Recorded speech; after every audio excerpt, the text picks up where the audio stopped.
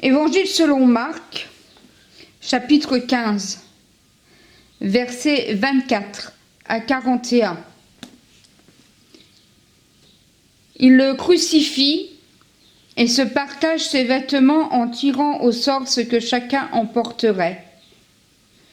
C'était la 3e heure quand ils le crucifièrent. L'inscription indiquant le motif de sa condamnation portait ces mots: le roi des Juifs. Avec lui, il crucifie 2 bandits, l'un à sa droite, l'autre à sa gauche.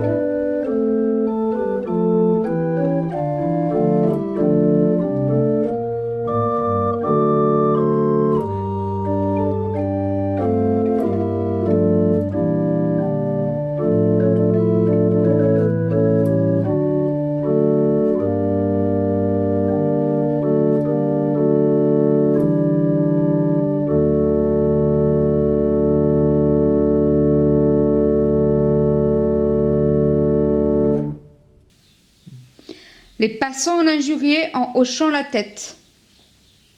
Ils disaient: « Hé, toi qui détruis le sanctuaire et reconstruis en 3 jours, sauve-toi toi-même et descends de la croix. » Les grands prêtres aussi, avec les scribes, se moquaient entre eux et disaient: « Il en a sauvé d'autres, et il ne peut pas se sauver lui-même.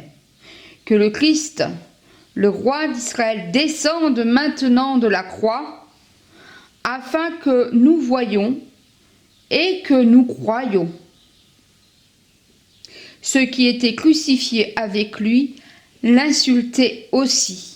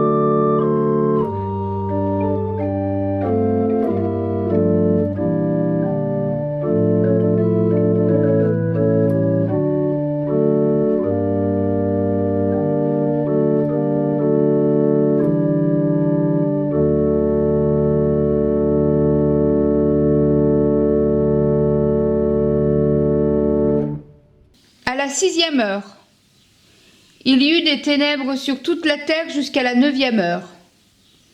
À la 9e heure, Jésus cria: « Eloi, Eloi, lema sabachthani », ce qui se traduit: « Mon Dieu, pourquoi m'as-tu abandonné ?» Quelques-uns de ceux qui étaient là l'entendirent. Ils disaient: « Tiens, il appelle Élie. » Quelqu'un courut remplir de vin aigre une éponge et la fixa à un roseau pour lui donner à boire en disant: « Laissez, voyons si Élie va venir le descendre de là. » Mais Jésus laissa échapper un grand cri et expira.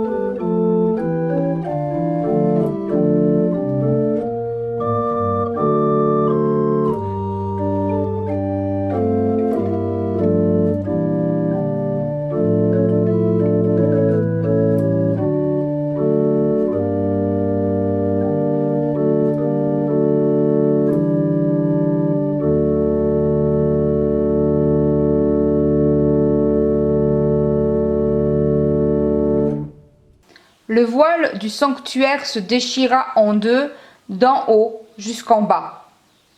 Voyant qu'il avait expiré de la sorte, le centurion qui était là en face de lui dit : cet homme était vraiment fils de Dieu. Il y avait aussi des femmes qui regardaient de loin. Parmi elles, Marie-Madeleine, Marie, mère de Jacques le mineur et de José, et Salomé, qui le suivaient et le servaient lorsqu'il était en Galilée, et beaucoup d'autres qui étaient montés avec lui à Jérusalem.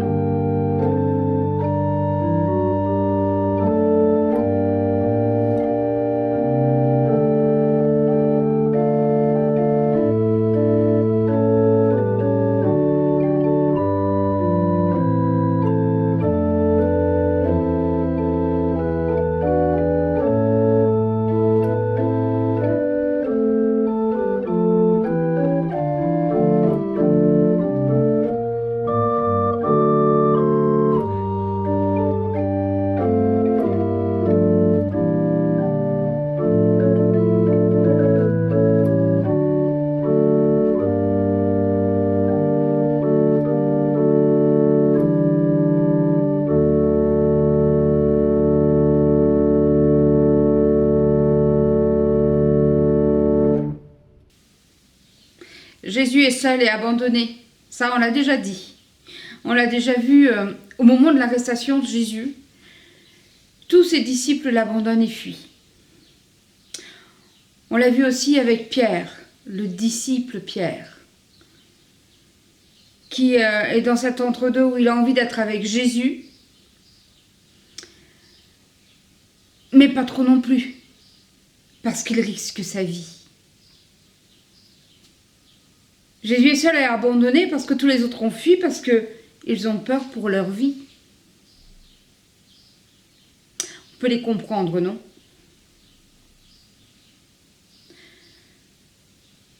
Non seulement Jésus est seul et abandonné, on voit la progression de cette solitude de Jésus à travers tout le chemin qu'il fait jusqu'à la croix.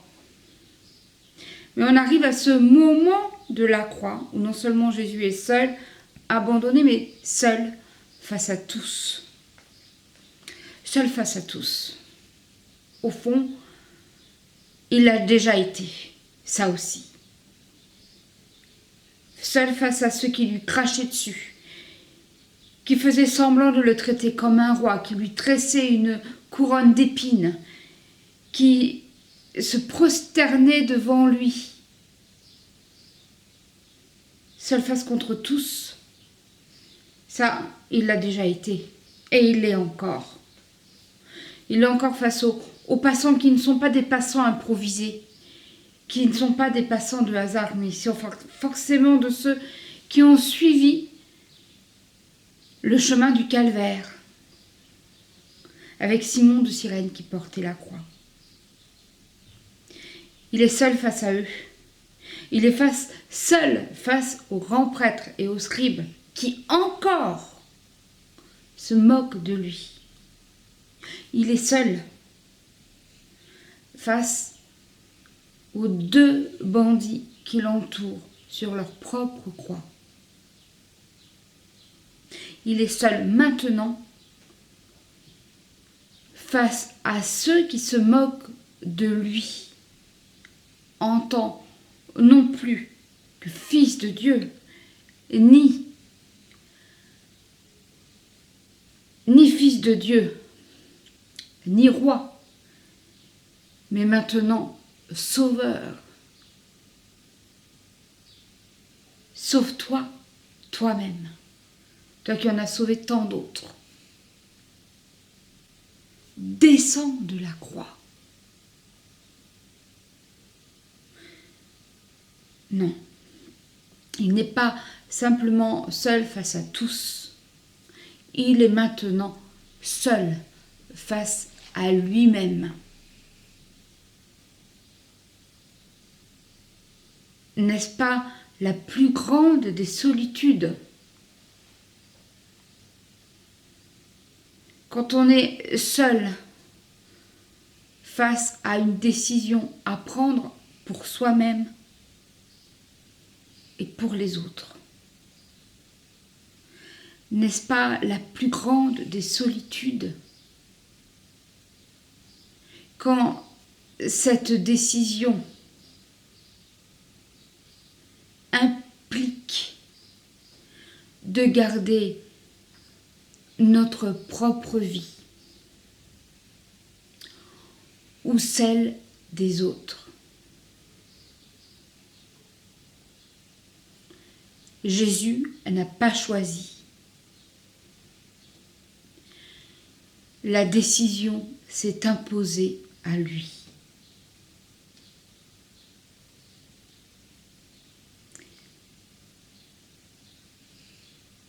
Dans la nuit, il est le Sauveur.